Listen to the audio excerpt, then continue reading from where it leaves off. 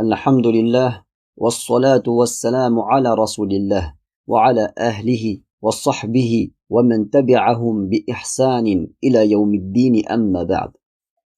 Louange à Allah, que les éloges et le salut d'Allah soient sur le messager, sa famille, ses nobles compagnons et tous ceux qui les suivent de la meilleure manière jusqu'au jour de la résurrection. Le jeûne a de grands mérites. Le prophète sallallahu alayhi wa sallam dit dans le hadith qu'il rapporte de son Seigneur tabaraka wa ta'ala: Allah jalla jalaluhu dit: toutes les œuvres du fils d'Adam sont pour lui, et la bonne action équivaut à 10 fois sa valeur, excepté le jeûne. Le jeûne est pour moi, et c'est moi qui le récompense. L'homme abandonne ses plaisirs charnels, sa nourriture et sa boisson pour moi. Le jeûne est tel un bouclier, une protection. Et celui qui jeûne rencontre deux joies.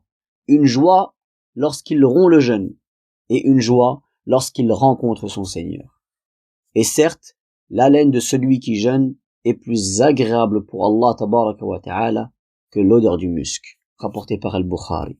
Dans un autre hadith, d'après Abi Sa'id al-Khudri radiyallahu anhu, le prophète sallallahu alayhi wa sallam a dit: celui qui jeûne un jour dans le sentier d'Allah, Allah tabaraka wa ta'ala éloigne son visage de l'enfer d'une distance de 70 ans, c'est-à-dire de la distance que l'on parcourt en 70 ans, rapporté par Al-Bukhari et Muslim.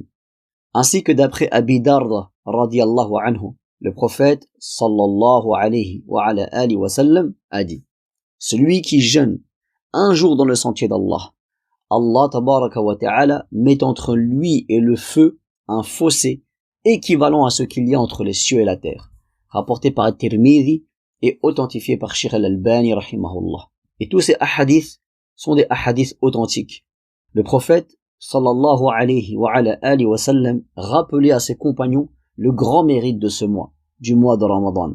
D'après Abi Hurairah radiyallahu anhu, le prophète sallallahu alayhi wa sallam a dit: le mois de Ramadan vous est parvenu.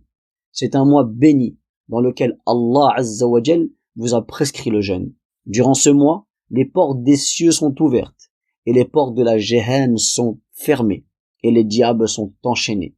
Allah tabaraka wa ta'ala a dans ce mois une nuit qui est meilleure que 1000 mois. Celui qui est privé de son bien est vraiment privé de tout bien.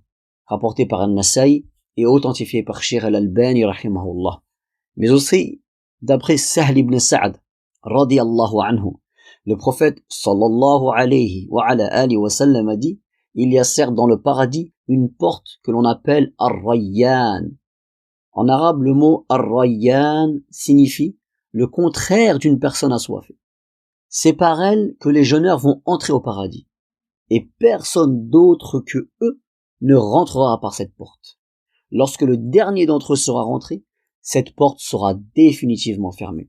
Celui qui y entre boira, et celui qui boira n'aura plus jamais soif, rapporté par Al-Bukhari et Muslim. Médite sur le nom de cette porte du paradis, Ar-Rayyan. Il comprend une bonne nouvelle.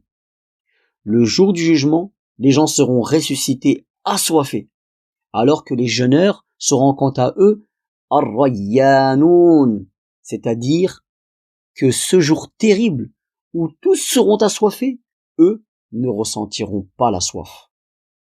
Ô toi qui ne connais pas la soif dans une journée de jeûne, dont la durée est d'une dizaine d'heures, tu connaîtras inévitablement la soif le jour du jugement, dont la durée équivaut à 50 000 ans. Allahu Akbar. Ô vous qui jeûnez, soyez heureux d'être parmi ceux qui ne connaîtront pas la soif le jour du jugement. Soyez heureux de faire partie de ceux qui rentreront au paradis par la porte que l'on appelle Ar-Rayyan et qui boiront une gorgée du bassin du prophète alayhi salatu wassalam, après quoi ils n'auront plus jamais soif. أقول قولي هذا وأستغفر الله لي ولكم.